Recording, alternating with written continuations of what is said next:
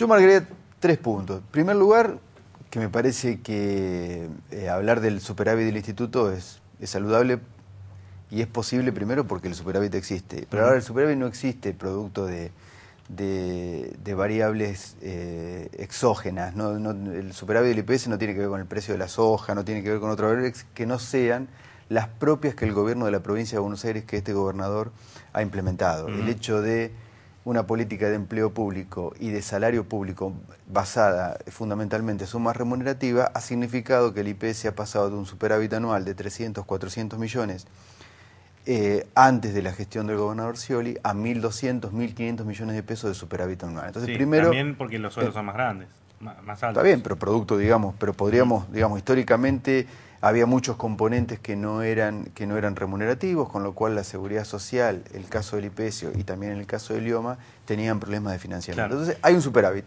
Bien. Hay una gran diferencia también, digamos, entre el personal activo y los pasivos en la provincia de Buenos Aires. Bueno, pero el IPS traslada 70-75% de acuerdo a la antigüedad del trabajador y los años de servicio del salario en actividad a lo que termina percibiendo el jubilado. El promedio de jubilaciones que paga el Instituto de Previsión Social es de 4.800 pesos.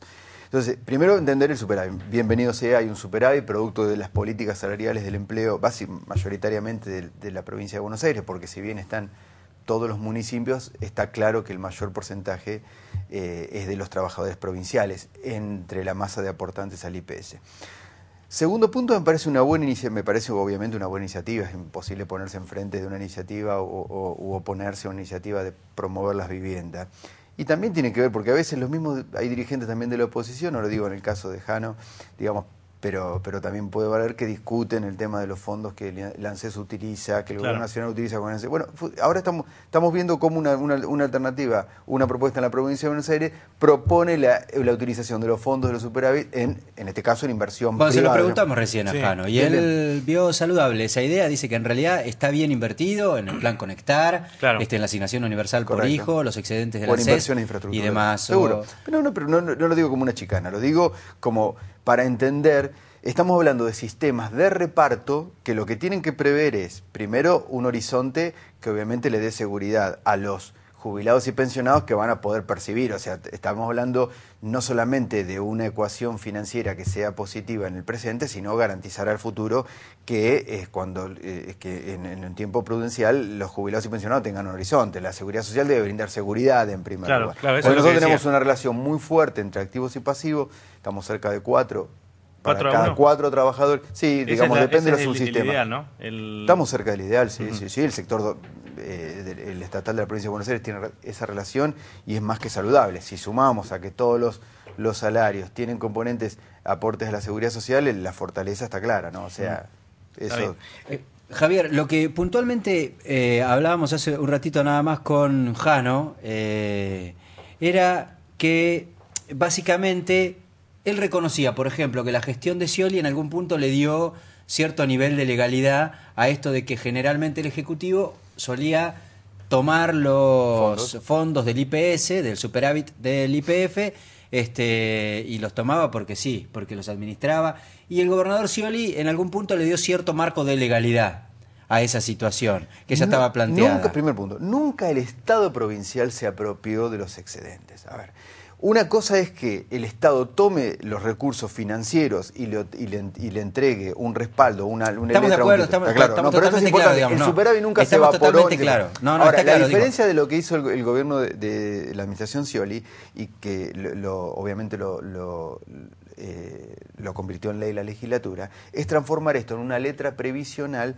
con una tasa de interés anual para no descapitalizar. Exactamente, bueno, a eso iba concretamente, es verdad, es cierto, está legalmente en un marco legal, digamos, un poco más sostenido que como se realizaba antes. Estamos hablando del 8-9%. Claro, ahí vamos, el rendimiento. Lo que decía Jano es que en realidad en el rendimiento finalmente se termina licuando, digamos, lo que sería la ganancia para el IPS en función del plazo de devolución y demás, y termina siendo un crédito a bajísimo costo para el Ejecutivo de la provincia de Buenos Aires, que después, dice Jano, lo terminan pagando los jubilados. Dos verdades a medias. Es claro que que es un endeudamiento a bajo costo o al menor costo del Estado provincial. Bueno, el IPS es un organismo que está basado en el aporte y contribuciones de los trabajadores públicos y del Estado provincial. Pero no deja de ser fondo de los trabajadores. Está claro, digamos. por eso la ley, por eso la tasa de interés, que antes era 0, ahora es la menor tasa a la cual el Estado provincial se endeuda,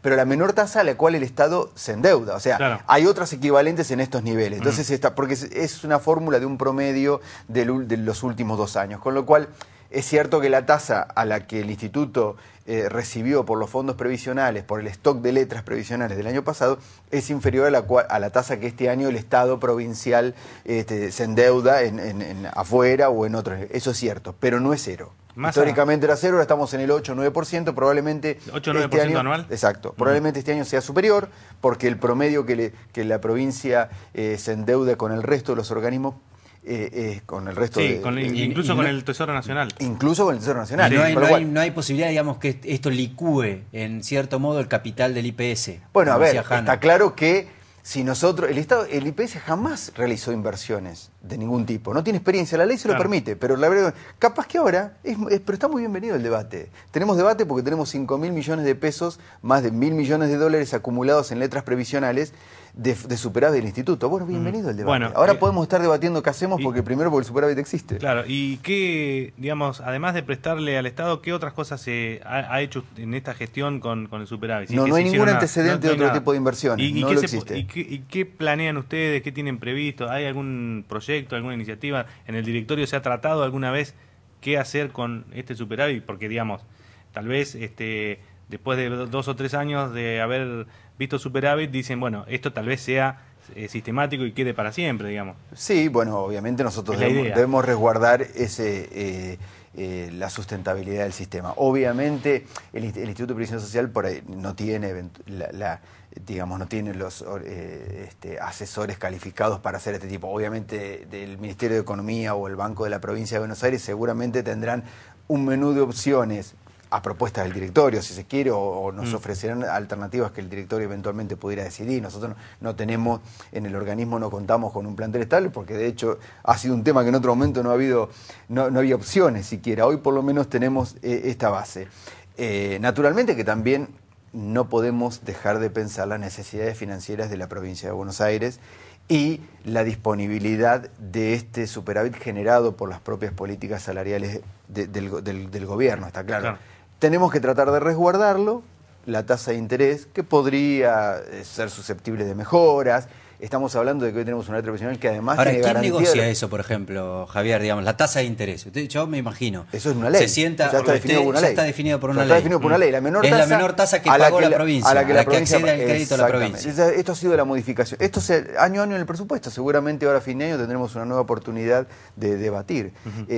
O sea que no hay margen, digamos, que se siente usted de un lado y el gobernador del otro a decir, bueno, yo te presto el excedente, pero a tanta de la tasa de interés. Eso está por ley reglamentado. ¿Cuál no es una negociación? Ser? Pero seguramente en el presupuesto siempre se puede debatir.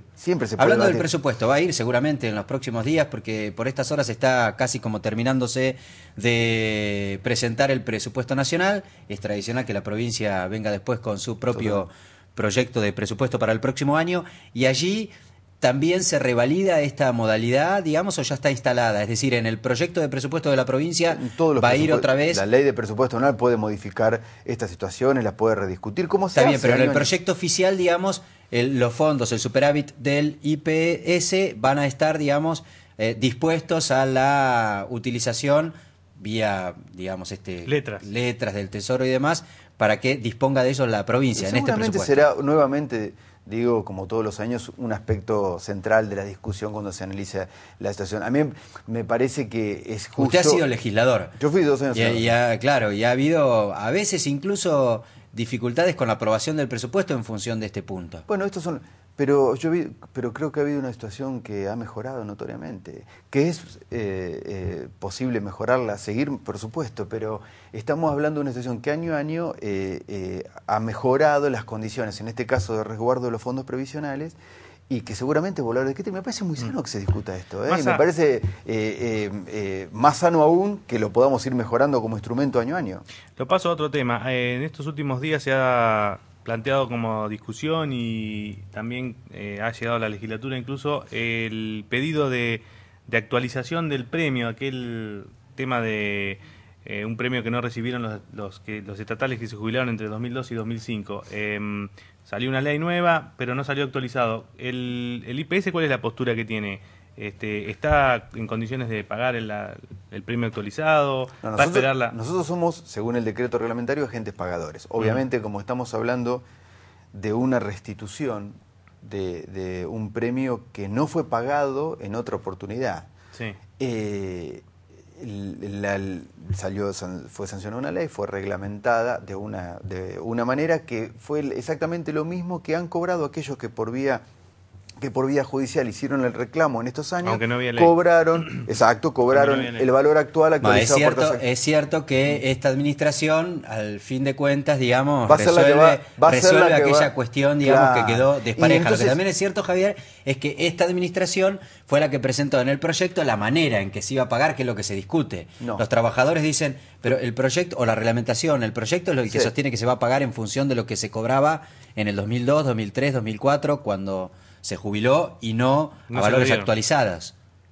En mi opinión, no es una interpretación lo que hizo el decreto. Lo que hizo fue, obviamente, reglamentar la ley, el mecanismo. Digo, es importante destacar, todos aquellos que lo cobraron, que lo fueron cobrando personas individuales que hicieron su reclamo, cobraron de esta manera o de la manera que propone el decreto, el valor original actualizado por tasa pasiva. ¿Es materia discutible? Bueno, si podemos opinar, quizás coincidamos en la apreciación.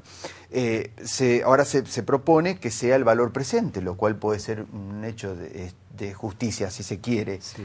La razón es, nosotros somos agentes pagadores. El IPS es agente pagador porque obviamente son todos jubilados, ya que esto fueron retirados entre el 2002 y el 2005, claramente son jubilados y obviamente están jubilados en nuestra caja. Entonces nosotros, era la forma más fácil de poder abonárselos a todos. Estamos haciendo las tramitaciones administrativas, obviamente nosotros no tenemos que remitir porque no son fondos previsionales, son fondos de la tesorería de la provincia, está claro. O sea, nosotros recibimos los fondos, recibimos las tramitaciones administrativas, ahora... ¿No son fondos previsionales en ningún caso? No, salvo los jubilados del IPS.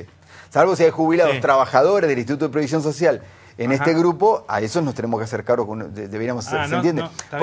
Porque el premio jubilatorio es un premio que paga cada organismo empleador cuando la gente se jubila. En este caso... Como regalo por irse, digamos. Escuelas pagará los 6 sueldos de los docentes que se jubilan, presentes. En este periodo, durante la emergencia, no se le abonó a ningún trabajador. Sí, claro. Entonces, salió una ley para restituir este premio y lo paga el Estado con fondos del... Exactamente. Bueno, a ver si lo entiendo, Javier.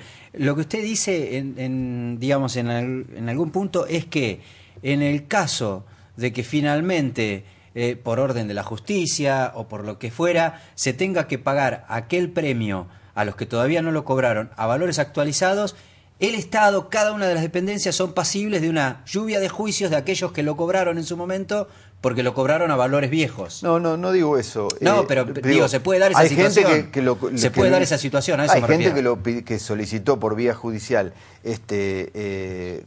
percibirlo y lo ha percibido de esta manera, se ha pagado de esta manera. No obstante eso, yo no estoy poniendo en tela de juicio cuál es el criterio que se debe adoptar. Claramente el decreto reglamentario dice una cosa, nosotros recibimos los fondos y pagamos.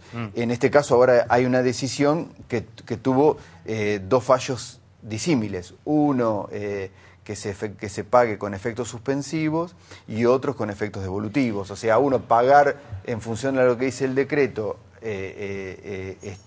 y otros pagar los valores actuales, con lo cual hay una discusión, hay una dicotomía claramente, y la idea que obviamente en algún momento deberemos ir a una solución, obviamente, porque lo que también es cierto que es como tratar de emitir una opinión. Estamos hablando de un beneficio que no se otorgó a 2 o 3 generaciones, digamos, de egresados de la administración pública de un tiempo, y tenemos que cargar en un presupuesto no solamente los sueldos de los que se jubilen, los premios de los que se sino jubilan, los premios en 3 otros exacto. periodos. Entonces, digamos, exactamente. No quiero, esto no tiene nada que ver con no estoy poniendo anteponiendo esto a las características del reclamo, la justicia, nada por el estilo. Tiene que ver con las posibilidades reales, digamos, y concretas. En términos económicos, el impacto es fortísimo. Javier,